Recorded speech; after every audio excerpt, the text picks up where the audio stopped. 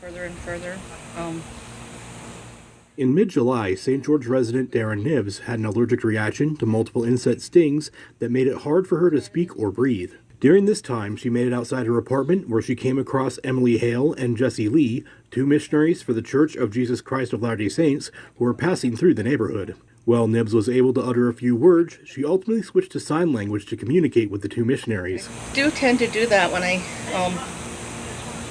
having difficulty speaking. I just start signing. At this time, she was not really able to speak to us because she wasn't breathing very well. And so she started to communicate with us in sign language. And neither of us, unfortunately, know how to speak sign language or understand that. But for some reason that day, we could understand what she is saying. The missionaries called 911 for Nibbs and had an ambulance sent their way, all the while relaying the information to the 911 dispatcher that Nibbs gave them through her signing. Following the ambulance's arrival and taking Nibbs to the hospital, the missionaries went about their business.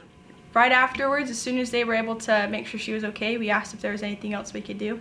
They thanked us for what we had done, and immediately we slid right next door. Her next door neighbor was actually the person we were hoping to meet that day. And so while they were trying to get her into the ambulance, we just slid over one door and were able to meet that family.